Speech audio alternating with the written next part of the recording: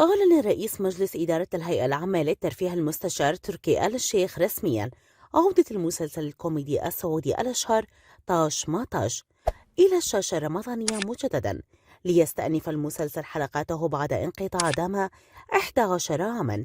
وقال تركي آل الشيخ عبر حسابه في تويتر: التحضير لطاش ما طاش إن شاء الله رمضان القادم مع MBC وبرعاية هيئة الترفيه، مرفقا مع تغريدته صورة تجمع نجمي المسلسل الفنانين ناصر القصبي وعبد الله السدحان. وطاش ما طاش هو مسلسل تلفزيوني رمضاني كوميدي سعودي من بطولة السدحان وناصر القصبي، وبدأ إنتاجه عام 1992 وعرض في 22 من فبراير شباط عام 1993 في شهر رمضان المبارك، محققا نجاحا كبيرا على مدار 18 موسما ماضيا. تضمنت 540 حلقة كاملة. وفي رمضان عام 2023 يعود الثنائي السدحان والقصبي بنسخة جديدة من المسلسل طاش ما طاش، هو مسلسل تلفزيوني رمضاني كوميدي سعودي من بطولة عبد الله السدحان وناصر القصبي.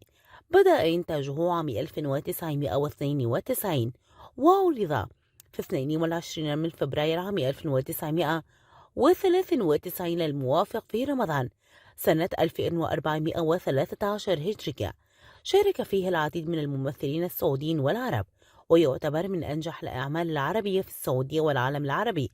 وقد طلبت مكتبة الكونغرس الأمريكية بعض أجزاء العمل لوضعه في إرشيف المكتبة، وأخذ اسم المسلسل طاش ما طاش من لعبة ودية تؤخذ فيها قارورة المشروب الغازي المصنوع من الزجاج، فيقوم أحدهم بخضها عدة خضات ليقول لخصمه طاش أو ما طاش، أي عند فتح القارورة هل تفوز ويخرج ما فيها من مشروب خارج القارورة طاش أم لا ما طاش، فيختار الخصم أحدهما فتفتح القارورة والفائز من يصح قوله.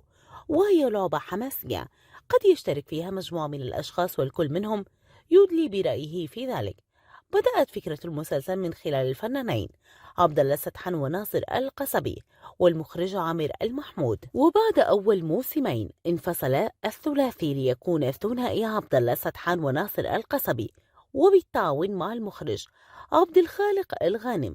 واستمر العمل يعرض على القناة السعودية الأولى من الجزء الأول إلى الجزء ال13 عام 2005، ثم انتقل بشكل نهائي إلى MBC منذ عام 2006، وفي الجزء ال14 إلى الجزء ال18 والأخير في عام 2011.